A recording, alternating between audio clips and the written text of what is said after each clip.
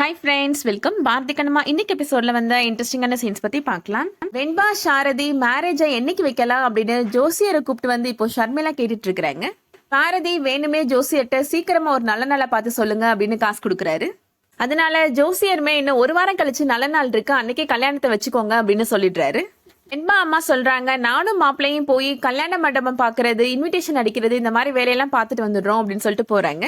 நாங்க வர வரைக்கும் வெண்பா கூடவே இரு அப்படின்னு சொல்லிட்டு போறாங்க சாந்திட்ட. சாந்தி இப்போ வெண்பாட சொல்றாங்க, என்னம்மா இன்னும் ஒரு வாரத்துல கல்யாணம்னு சொல்றாங்க, நீங்க எதுவுமே பேசாம அமைதியா இருக்கிறீங்க அப்படின்னு கேக்குறாங்க.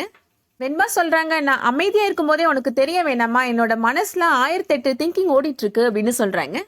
வெண்பா சாந்திட்ட சொல்றாங்க, நீ மாங்காடம்மன் கோயில போய் என் பேர்ல அர்ச்சனை பண்ணிட்டு வா அப்படின்னு சொல்றாங்க. போயிட்டு வரணும்னா ரொம்ப நேரம் ஆயிருமா அப்படின்னு சாந்தி சொல்றாங்க. எனக்கு ஒரு வேலை இருக்குன்றதுக்காக தானே உன்னை வெளியில போக சொல்றேன், நீ இருக்கக்கூடாதுன்றதுக்காக தானே சொல்றேன் அப்படின்னு சொல்றாங்க வெண்பா. சாந்தியுமே இப்ப அங்க இருந்து போயிடுறாங்க. அடுத்ததான் இப்போ சௌந்தர்யா பாரதிட்ட பேசுறாங்க. கண்ணம்மா கூட நீ சேர்ந்து வாழ அப்படின்னு சொல்லும் போது என்னம்மா அப்படின்னு சண்டைக்கு வருவான், ஆனா அன்னைக்கு நான் சொன்னதை நீ பொறுமையா கேட்ட பாரதி அப்படின்னு சொல்றாங்க. இருந்தாலும் நன்றி கடனுக்காக கண்ணம்மாவை நீ ஏத்துக்க முடியாது அப்படின்னு திட்டவட்டமா சொல்லிட்ட அப்படின்னு சொல்றாங்க. ஹேமாவோட ஸ்கூலுக்கு நேத்து நான் வந்திருந்தேன்டா அப்படின்னு சொல்றாங்க சௌந்தர்யா. லக்ஷ்மிக்கு ஒரு அப்பாவா உன்னோட ஆதரவு தேவைப்படும் போது நீ அவளுக்கு ஒரு அப்பாவா இருந்த நேத்து, அதை பார்த்த உடனே எனக்கு ரொம்ப சந்தோஷமா இருந்துச்சு பாரதி அப்படின்னு சொல்றாங்க. உண்மையாவே நீ உன் மனசுல என்னதாண்டா நினைச்சிட்டு இருக்கிற அப்படின்னு கேக்குறாங்க சௌந்தர்யா. பாரதி சொல்றாரு, எல்லாருமே சொல்லுவாங்க மனம் போன போக்குல போக கூடாதுன்னு, ஆனா நான் என் மனசு சொல்றதாமா கேக்குறேன் அப்படின்னு சொல்றாரு. நான் நல்லவனா கெட்டவனான்னு கூட எனக்கு தெரியலமா அப்படின்னு சொல்றாரு. நான் செய்யறது நல்லதா கெட்டதா அப்படின்னு யோசிக்கிற மனநிலைமையில நான் இல்லம்மா அப்படின்னு சொல்றாரு. அதை தாண்டி நான் நிறைய விஷயங்கள் பண்ண வேண்டியது இருக்கு. ஹேமாவுக்கு ஒரு நல்ல அப்பாவா நான் இருக்கணும், உங்களுக்கு நல்ல ஒரு மகனா இருக்கணும், இந்த சொசைட்டிக்கு நல்ல ஒரு டாக்டரா இருக்கணுமா அப்படின்னு சொல்றாரு. இந்த ஒண்ணு மட்டும்தாம்மா என் மனசுல இப்ப ஓடிட்டு இருக்கு அப்படின்னு சொல்றாரு பாரதி.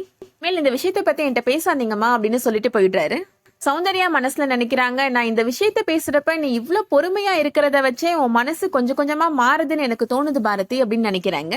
கூடிய சீக்கிரமாவே உன்னோட மனசு உன்கிட்ட சொல்லும் பாரதி, கண்ணம்மா கூட வாழுன்னு, அப்ப நீ கண்டிப்பா மனசு மாறிடுவ, எனக்கு அந்த நம்பிக்கை இருக்கு அப்படின்னு நினைக்கிறாங்க. அடுத்ததான் வெண்பா இப்போ பாரதிக்கு கால் பண்றாங்க. என்னோட நிலைமையில வேற யாராவது இருந்தாங்கன்னா அந்த குழந்தையை கலைச்சிருவாங்க, இருந்தாலும் அது ஒரு உயிர், அதை நான் பண்ண மாட்டேன் பாரதி அப்படின்னு சொல்றாங்க. நாளைக்கு என்னோட குழந்தைக்கு இந்த சமூகத்துல ஒரு அந்தஸ்து வேணும், அதுக்காக தான் நான் உன்கிட்ட திருப்பியும் கேட்கிறேன் பாரதி, என்ன கல்யாணம் பண்ணிக்கோ பாரதி அப்படின்னு சொல்றாங்க. நாளை பின்ன அந்த குழந்தை வளர்ந்து வரும்போது இந்த குழந்தைக்கு அப்பா யாரு அப்படின்னு கேட்டா நான் பாரதின்னு சொல்லிப்பேன், அதுக்காக தான் நான் கேட்கிறேன் அப்படின்னு சொல்றாங்க. பாரதி சொல்றாரு, இங்க பாரு வெண்பா, நான் உன்னோட பெஸ்ட் ஃப்ரெண்டு தான், உனக்காக என்ன வேணாலும் பண்ணுவேன், ஆனா என்னால இந்த உதவி மட்டும் பண்ணவே முடியாது அப்படின்னு சொல்லிடுறாரு. உன்னை ஒரு மனைவியா நான் ஒரு செகண்ட் கூட என்னால நினைச்சு கூட பார்க்க முடியாது அப்படின்னு சொல்லிடுறாரு. வெண்பா பாரதிட்ட சொல்றாங்க, நான் திருப்பியும் கால் பண்றேன் பாரதி, இந்த உதவியை உன்னால பண்ண முடியுமா இல்லையான்னு ஒரு தடவை யோசிச்சு பார்த்து சொல்லு பாரதி அப்படின்னு சொல்றாங்க. நீ இல்லைன்னு சொன்னா அதுக்கப்புறமா நான் என்ன பண்றதுன்றத பத்தி நான் யோசிக்கணும் அப்படின்னு சொல்லிடுறாங்க. அடுத்ததான் வெண்பா நினைக்கிறாங்க, நான் எடுத்த இந்த முடிவுனால என்னோட உயிருக்கே ஆபத்து வரலாம், ஏன் கொஞ்ச நேரம் கழிச்சு நான் செத்து கூட போயிடலாம் அப்படின்னு நினைக்கிறாங்க. ஆனா எனக்கு நீ வேணும்னா நான் எந்த எல்லைக்குனாலும் போவேன் பாரதி அப்படின்னு யோசிக்கிறாங்க. மறுபடியும் பாரதிக்கு கால் பண்றாங்க, ஆனா பாரதி போனை எடுக்கவே மாட்டேன்றாரு. அதோட இன்னைக்கான எபிசோட் முடியுது.